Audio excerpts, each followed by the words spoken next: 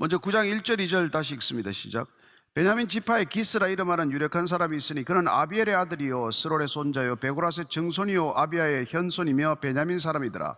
기스에게 아들이 있으니 그의 이름은 사울이요 준수한 소년이라. 이스라엘 자손 중에 그보다 더 준수한 자가 없고 키는 모든 백성보다 어깨 위만큼 더 컸더라. 이 초대 왕이 될 사울에 대한 족보를 소개하고 있습니다. 아버지 기스는 아들 이름을 사울이라고 지었겠죠. 사울이라는 이름의 뜻은 구하여 얻은 자라고 하는 뜻입니다. 어쩌면 아버지가 이 아들을 놓고 간절히 기도하고 간절히 구해서 얻은 아들일 수도 있고, 또 이 아들이 앞으로 일생 동안 구하는 것마다 얻었으면 하는 마음을 담아서 이런 이름을 지었을 수도 있겠죠.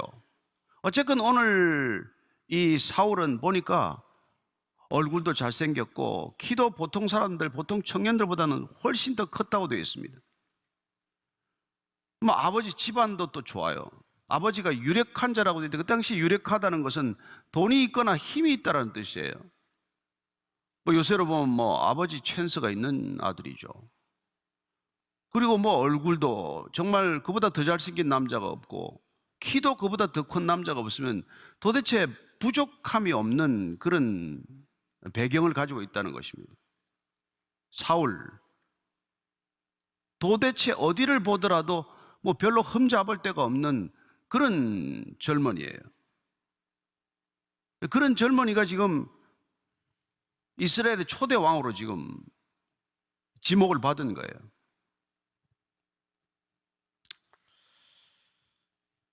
오늘 이 사울이 이제 한 가지 약점이 있다면 베냐민 지파 출신이라고 되어 있어요. 베냐민 지파는 여러분들이 사사기를 읽어보시면 알겠지만은 그 레위 첩사건 때문에 내전에 가까운 상황, 아니 내전이 일어남으로써 지파 하나가 거의 멸절되다시피 했습니다. 남은 자가 600명 남자만 남았을 뿐이고, 그래서 하여튼 다른 지파들이 무슨 잔꾀를 내서 이 처녀들을 이렇게 업어다가 명맥을 간신히 이어놓은 그런 지파예요. 이렇게 베냐민 지파다, 이거는 가장 12지파, 이스라엘의 12지파 중에서 가장 미미한 그런 지파 출신이었다는 것입니다. 그 다음에 또 기스라고 하는 아버지 집안을 보니까 형제가 많지 않았어요. 그러니까 가장 미약한 지파 중에서도 가장 미미한 그런 숫자의 집에서 태어났다는 것, 그게 한 가지 약점이라면 약점일까? 나머지 조건들은 아무리 둘러봐도 빠지는 조건이 없어요. 근데 오늘 이 아버지 기스 집에 무슨 일이, 사건이 일어났습니다. 그게 3절 4절이에요 읽습니다. 시작. 사울의 아버지 기스가 암나기들을 잃고 그의 아들 사울에게 이르되 너는 일어나 한 사환을 데리고 가서 암나기들을 찾으라 하매 그가 에브라임 산지와 살리사 땅으로 두루 다녀 보았으나 찾지 못하고 살림 땅으로 두루 다녀 보았으나 그곳에는 없었고 베냐민 사람의 땅으로 두루 다녀 보았으나 찾지 못하니라. 이 사울의 용모는 빠지는 게 없는데, 그러면 성격은 어떨까요? 그는 어떤 성품을 가진 청년일까요? 오늘 보니까 아버지가 암나기들을 잃어버렸다고 되어 있는데, 그 당시에 암나기는 가장 이렇게 자산 가치가 높은 짐승이었어요, 가축으로서는. 왜냐하면 이렇게 이동 수단으로서 또 이렇게 암나기를 주로 타고 다녔는데 순하기보다 이 암나기가 더 선호했다고 해요. 양순하고 온순해서 순하기는 다루기가 거친데 암나기들이 좋았기 때문에 암나기가 값이 비싼데 이 암나기들이 여러 마리를 잃어버린 모양이에요. 어쩌면 울타리가 무너져서 다 도망을 갔거나 그럴 수 있겠죠. 그래서 이제 아버지가 그 사울을 불러서 그 암나기들을 좀 찾아오라, 이게 지금 사울에게 주어진 미션이에요.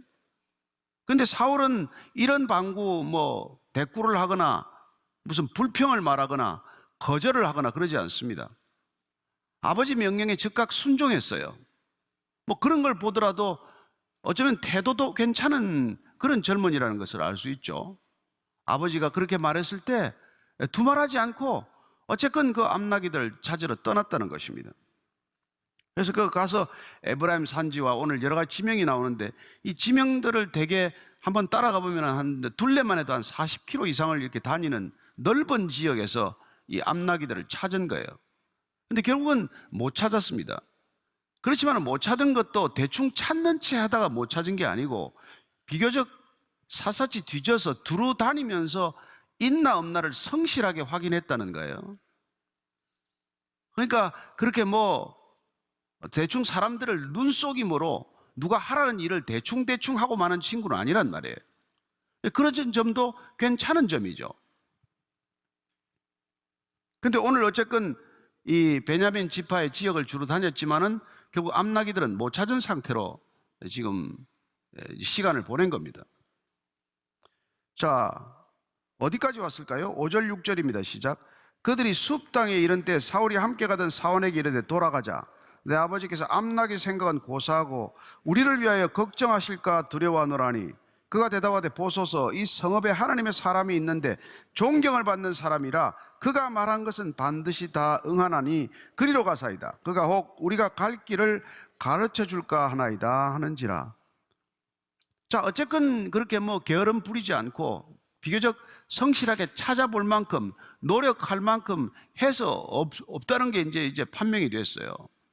그래서 이제 숲이라는 땅에 이르렀는데 여기서 자기 고향인 고향까지 돌아가는데 뭐 길이 멀지는 않아요. 근데 거기를 지금 돌아가려고 지금 사울이 마음을 먹은 거예요. 그래서 같이 가는 사원한테 그냥 집으로 가자, 이제. 찾을 만큼 찾아도 못 찾았는데 아버지께서 지금 나귀 걱정보다도 우리를 더 걱정하실 것이다. 나귀보다도 우리를 더 걱정하실 것이다, 아버지가. 그걸 보면은 사울은 아버지의 마음도 아는 친구예요. 아버지는 나귀도 중요하게 생각하지만 아버지는 우리가 이렇게 집에 제 시간에 안 돌아가고 너무 오래 안 돌아가면 나하고 내가 안 돌아오는 것을 걱정하는 아버지다. 여러분, 보통 아들들이 여기까지 잘 생각하지 않습니다. 보통 뭐 집 밖에 나오면은 집안일은 까마득히 잊어버리는 애들이 많아요. 근데 보니까 사울은 밖에 이렇게 주어진 일을 하고 있지만 이 일에 빠져서 가족을 잊어버리거나 일에 몰두한 나머지 집으로 돌아가는 것을 잊어버린 친구는 아니란 말이에요. 이것도 괜찮은 성품이에요. 보통 사람들이 일을 하기 시작하면은 뭐 그냥 일에 빠져서 다 돌아보지 않거든요. 그런데 이제 한 가지 문제는 뭡니까? 그는 아버지에게 주어진 미션을 결국은 완수하지 못한 것이죠. 그리고 그 일을 완수하기 위해서 마지막까지 어떤 결정적인 태도를 지금 갖고 있지 않다는 것을 알 수 있습니다. 그렇다면 어떤 어려움을 만났을 때 그 어려움을 끝까지 한번 뚫어내 보겠다, 난관이 내한테 닥쳤을 때 이 난관을 어떻게든 이겨보겠다 하는 태도는 좀 약하다는 것을 알 수 있죠. 그런데 오늘 보니까 같이 간 종이 오히려 사울에게 뭐라고 그럽니까? 그냥 돌아가기보다는 우리가 한번 가까이 여기 지금 있는, 여기 근처에 가면, 라마에 가면은 어떤 선지자가 있는데 그 사람한테 물어보면 어떠냐? 그 사람은 다 안다고 그러더라. 자, 이거 한 가지 정보예요. 근데 여러분, 오늘 지금 이 본문 말씀은 사울이라고 하는 하나도 빠뜨릴 게 없는, 빼놓을 게 없는, 흠잡을 데가 없는 그런 청년을 하나 소개를 하고 있고, 이 사람은 또 더더군다나 이스라엘의 왕이 될 사람이고, 오늘 이름 없는 사환, 종자, 종, 하인, 이 한 사람을 대비를 시켜놓고 있어요. 이 종은 나귀를 찾다가 지금 못 찾고 주인이 돌아가자 그러는데, 종이 여러분 내 나귀도 아니고 가자 그러면 가면 되잖아요. 아니 지금 일껏 돌아다니다가 지금 이제 먹을 것 떨어지고 힘든데 주인이 가자고 하지 않아도 지금 돌아가고 싶은 마음일 텐데, 주인이 가자 그러면 얼씨구나 좋구나 따라가면 되지. 왜 주인을 설득을 해서 한 번 더 찾아봅시다. 특별히 이 지금 우리가 있는 곳에서 가까운 데 라마라는 데를 가면 이 정말 선지자가 있는데 그분한테 물어보면 다 안다고 그런 얘기를 제가 들었는데, 그분한테 한번 가보자, 이런 얘기를 하는 종이 어떤 종이냐는 거예요. 저는 여러분들이 오늘 사울이 사무엘을 만나기 전에 이 종을 만난 이 사건을 잘 한번 들여다보길 바랍니다. 종은 이름조차 기록이 되어 있지 않은 사람이에요. 그러나 이 종 때문에 사무엘을 만나게 된다는 것입니다. 이 종이 집으로 돌아오고 가자 그럴 때 돌아갔으면 이 만남은 성사가 되지 않아요. 그런데 웬일인지 나귀를 잃어버리는 사건, 그리고 유독 여러 종 중에서 이 종을 택해서 데리고 나온 그런 선택, 그리고 이 종이 지금 집으로 가자는데도 불구하고 굳이 어떤 선지자가 있으니까 가보자고 하는 것. 그래서 오늘 우리가 이 종과 사울을 대비시켜 놓은 본문 말씀에 조금 속뜻을 들여다보면, 사울은 세상이 보기에는 하나도 부족함이 없는 그런 준수한 청년, 출중한 젊은이지만, 그에 반해서 이 종은 하나도 내세울 게 없는 빈약하고 누구도 주목하지 않는 한 종이지만, 이 종은 결정적인 것을 알고 있단 말이에요. 그건 뭐냐면, 어려움이 닥쳤을 때 누구를 찾아가야 되냐, 내가 해결할 수 없는 문제를 직면했을 때 나는 누구와 상의해야 되느냐, 이걸 아는 사람이란 말이에요. 가자 그러면 가면 될 텐데 이 존경을 받는 사람한테 찾아갑시다. 그러면 그분이 우리에게 길을 가르쳐 줄지 모릅니다. 확실치는 않아요. 그러니까 안 되면 어떻게 돼요? 가서 굉장히 위험이 있는 말이란 말이에요. 그러나 내 안위를 걱정하지 않고 내가 걱정이 아니라, 주인의 진정한 뜻은 어쨌건 앞나귀를 우리가 안 돌아오면 걱정은 되겠지만 궁극적으로 그 나귀를 찾아오라고 그랬으니까 나귀를 찾아오는 게 마지막까지의 미션이란 말이에요. 그걸 완수하기 위해서 그는 어떻게 해야 되는지 대안을 제시할 수 있고 걱정을 풀어줄 수 있는 방법을 생각하는 사람이란 말이에요. 그래서 여러분, 이게 보면은 지금 사울의 가장 큰 문제는 뭐예요? 이게 안 되는 쪽을 생각하고 있는 사람이란 말이에요. 중간에 포기하는 것만이 문제가 아니라 안 되는 쪽으로 부정적으로 생각하고 있는 사람이라는 것을 알게 됩니다. 그게 다음 얘기예요. 자, 한번 7절부터 10절까지 읽습니다. 시작. 사울이 그 사원에게 이르되 우리가 가면 그 사람에게 무엇을 드리겠느냐? 우리 주머니에 먹을 것이 다하였으니 하나님의 사람에게 드릴 예물이 없도다. 무엇이 있느냐 하니 사원이 사울에게 다시 대답하여 이르되 보소서, 내 손에 은 한 세겔의 4분의 1이 있으니 하나님의 사람에게 드려 우리 길을 가르쳐 달라 하겠나이다 하더라. 옛적 이스라엘에 사람이 하나님께 가서 물으려 하면 말하기를 선견자에게로 가자 했으나 지금 선지자라는 자를 옛적에는 선견자라 일컬었더라. 사울이 그 사원에게 이르되 내 말이 옳다, 가자 하고 그들이 하나님의 사람이 있는 성읍으로 가니라.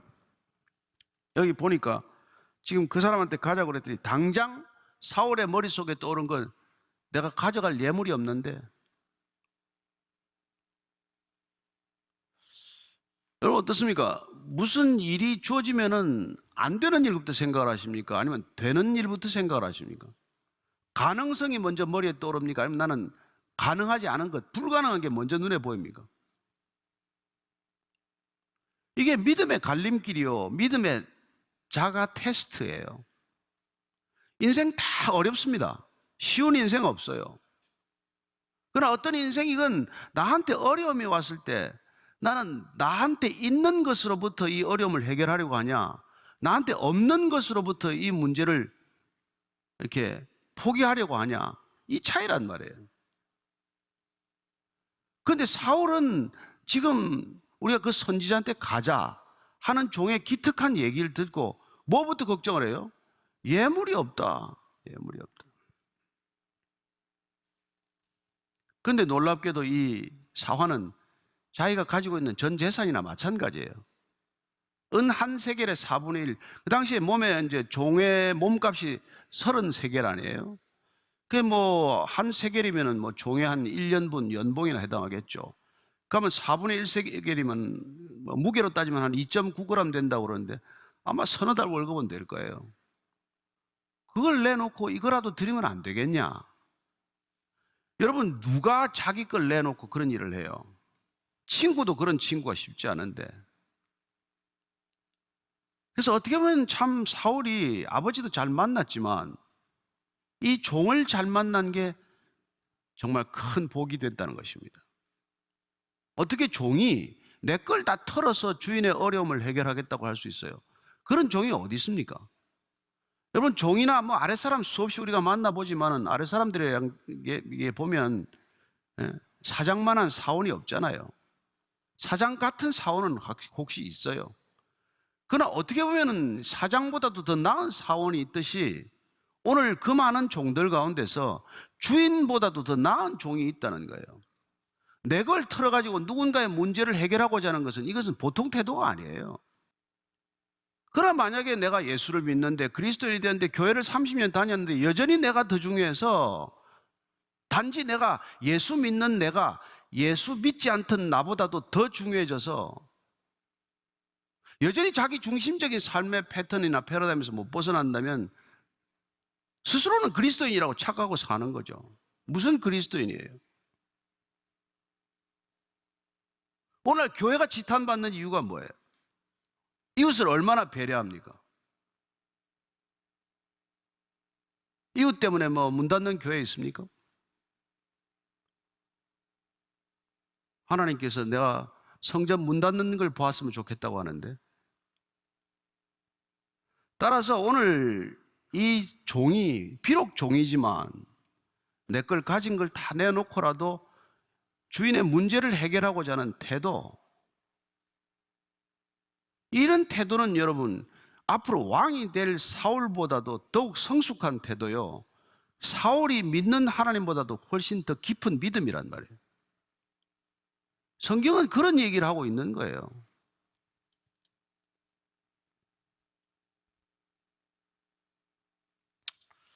자, 11절부터 14절까지 쭉 읽겠습니다. 시작. 그들이 성읍을 향한 비탈길로 올라가다가 물길로 나온 소녀들을 만나 그들에게 묻되 선견자가 여기 있느냐 하니 그들이 대답하여 이르되 있나이다. 보소서, 그가 당신보다 앞서갔으니 빨리 가소서. 백성이 오늘 산당에서 제사를 드리므로 그가 오늘 성읍에 들어오셨나이다. 당신들이 성읍으로 들어가면 그가 먹으러 산당에 올라가기 전에 곧 만나리이다. 그가 오기 전에는 백성이 먹지 아니하나니 이는 그가 재물을 축사한 후에야 청함을 받은 자가 먹음이니이다. 그러므로 지금 올라가소서 곧 그를 만나리이다 하는지라. 그들이 성읍으로 올라가서 그리로 들어갈 때 사무엘이 마침 산당으로 올라가려고 마주 나오더라. 이 지금 오늘 사울이 잘한 게 딱 하나인데 뭘 잘했냐면은 종이 이 얘기를 했을 때, 야, 네가 뭘 안다고 지금 쓸데없는 소리를 하냐, 집에 가 라고 말하지 않고, 그래 네 말이 맞다, 한번 더 가보자 하고 이 말을 들은 게 사울이 잘한 거란 말이에요. 그리고 이제 가다가 이제 누굴 만났어요? 비탈길로 올라가다가 라마가, 이제 라마라는 게 이게 높다라는 뜻이에요.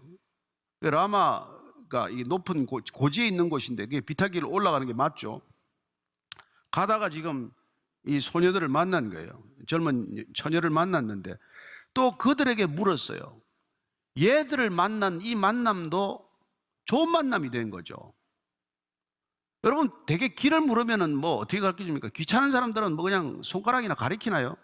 턱으로 가리키나요? 근데 오늘 보니까 얘들이 지금 자세하게, 친절하게, 소상하게 설명을 해준단 말이에요. 저는 그리스도인들이란 이런 사람들이라고 생각해요. 첫째, 그리스도인들이란 이 오늘 이 책에 나오는, 본문에 나오는 종과 같은 사람입니다. 우린 다 그리스도의 종이에요. 그래서 우리는 늘 일을 그만두고자 하는 사람들을 우리가 설득할 줄 아는 사람이에요. 인생을 포기하겠다는 사람들을 우리가 만날 때 인생을 포기하지 말아야 될 이유를 설명하는 사람이란 말이에요. 그리고 이 소녀들처럼 길을 몰라서 헤매는 사람한테 자세하게 길 안내를 해주는 사람이란 말이에요. 오늘 이 소녀들의 답을 들으면서 우리가 한 주간만이라도 내가 까닭 없이 누가 물어보면 정말 최선을 다해서 대답하리라, 뭐 그거라도 하나 건져가야 무슨 뭐 우리가 오늘 예배드리는 보람이 있죠. 자, 18절부터 21절까지 시작. 사울이 성문 안 사무엘에게 나아가 이르되 선견자의 집이 어디인지 청하건대 내게 가르치소서하니 사무엘이 사울에게 대답하여 이르되 내가 선견자이니라. 너는 내 앞서 산당으로 올라가라. 너희가 오늘 나와 함께 먹을 것이요 아침에는 내가 너를 보내되 내 마음에 있는 것을 다 내게 말하리라. 사흘 전에 이런 내 암나기들을 염려하지 말라. 찾았느니라. 온 이스라엘이 사모하는 자가 누구냐? 너와 내 아버지의 온 집이 아니냐 하는지라. 사울이 대답하되 이르되 나는 이스라엘 지파의 가장 작은 지파 베냐민 사람이 아니리까. 또 나의 가족은 베냐민 지파 모든 가족 중에 가장 미약하지 아니니까 당신이 어찌하여 내게 이같이 말씀하시나이까 하니. 여기까지 보니까 오늘 사무엘과 사울의 첫 대면 가운데 대화가 이루어지는데, 오늘 보니까 사무엘이 넌저시 이제 얘기를 다 한 거예요. 했더니 암나기 걱정하지 마라. 그리고 온 이스라엘이 지금 왕을 세우기 위해서 찾고 있는 사람이 있는데 바로 너다고 하는 얘기를 지금 해주는 거예요. 그랬더니 사울의 대답이 지극히 겸손한 대답이에요. 나는 베냐민 지파, 가장 작은 지파 중에서 뭐가 나오겠습니까? 그 중에서도 가장 작은 집안에서 뭐가 내가 그런 자격이 있습니까? 그리고 이렇게 말하는 게 다는 겸손이라고 말해요. 그러나 오늘 주제가 아니기 때문에 깊이는 말씀드리지 않겠지만 이건 겸손이 아니란 말이에요. 왜? 나중에 보면 어떻게 됩니까? 본색이 다 드러나요. 그래서 오늘 어쨌건 지금 요때까지는 겸손해. 그리고 본인도 겸손하려고 애를 써요. 사무엘도 겸손합니다. 사무엘은 지금 사사를 오랫동안 했어요. 나라의 실질적인 지도자입니다. 아무리 다음 왕을 세울지라도 본인이 지금은 우위에 있어요. 그러나 굉장히 겸손한 태도를 보이고 있습니다. 저는 하나님께서 하나님의 사람들로 일하십니다. 하나님은 돈으로 일하지 않아요. 제도로 일하지 않습니다. 하나님은 사람으로 일하세요. 근데 하나님의 사람을 부르실 때 겸손을 부르신단 말이에요. 겸손을 쓰신다고. 겸손할 때까지만 쓰세요. 교만하면 못 씁니다. 그래서 오늘 보니까 겸손과 겸손이 만나는 아름다운 장면이라는 것을 알 수 있습니다. 사울도 겸손하고 사무엘도 겸손해요. 그게 마지막 뒷부분입니다. 자, 읽어드릴게요. 사무엘이 사울에게 사환을 인도하여 객실로 들어가서 청한 자 중 상석에 앉게 하였는데, 왜 상석에 두겠어요? 지나가던 행위나 마찬가지인데. 객은 30명 가량이었더라. 사무엘이 요리인에게 이르되 내가 내게 주면 내게 두라고 말한 그 부부를 가져오라. 요리인이 넓적다리와 그것에 붙은 것을 가져다가 사울 앞에 놓는지라. 사무엘이 이르되 보라, 이는 두었던 것이니 내 앞에 놓고 먹어라. 내가 백성을 청할 때부터 너를 위하여 이것을 두고 이때를 기다리게 하였느니라. 그날에 사울이 사무엘과 함께 먹으니라. 이 넓적다리가 이게 원래는 제사장 몫이에요. 가장 좋은 부분이죠. 가장 좋은 것을 대접하는 사무엘의 태도를 볼 수 있습니다. 사무엘은 사실 내키지 않는 걸음을 걷고 있는 중이에요. 그는 왕을 세우는 것이 도대체 마음에 안 드는 사람이에요. 그는 하나님께서 왕을 세우라고 하셨기 때문에 이 사울에게 기름 부어 왕으로 세우는 역할을 맡게 됩니다. 순종하는 것이죠. 그리고 그는 그 순종하는 태도 또한 여전히 겸손하다는 것을 알 수 있습니다. 오늘 우리는 진정한 겸손을 사실은 종의 태도들로부터 배우고자 합니다. 진정한 겸손이란 입을 닫고 사는 것이 아니라 필요할 때 내가 비록 불이익을 당할지 모르더라도 대안을 내어놓는 것, 내가 가진 것들이 손해가 날지라도 아낌없이 내어놓는 것, 손을 움켜쥐고 사는 것이 아니라 손을 펴고 사는 것, 이게 진정한 겸손이에요. 내가 피곤해서 대답하고 싶지 않지만 누가 길을 물을 때 친절하게 대답하는 것, 이게 진정한 겸손이라는 것입니다. 저는 오늘 이 시대를 살아가면서 우리는 정말 악한 시대를 살아가요. 우리는 절대로 하나님 먼저 이웃 다음 내가 마지막이라는 세상을 만들 수 없습니다. 우리 힘과 능력으로 불가능한 일이에요. 그래서 주님께서는 우리에게 성령을 보내주셔서 그 순서가 뒤바뀌는 인생을 만들어서 하나님의 나라가 이 땅 가운데 임하도록 하시는 것입니다. 우리가 성령 세례받은 자로 살지 않으면 하나님의 나라, 하나님의 질서는 이 땅에 이루어지지 않습니다. 다만 그러나 우리가 불신자들과 살아가는 이 삶에 부딪히는 모든 삶의 자리에서 진정한 겸손이란 내 능력을 제한하거나 내 능력이 없는 것처럼 무슨 입으로 발림말을 하거나 하는 것이 아니라 진실로 그 사람을 위해서 그 사람에게 가장 유익한 일들을 할 수 있는 것, 그게 이 땅에 우리가 부름받은 삶의 목적이라는 것입니다. 많은 것들을 누리셨습니까? 갖고 계십니까? 여러분들이나 저나 복의 통로가 되는 것 이상 이 땅에 할 일이 남아있지 않음을 기억하시기 바랍니다.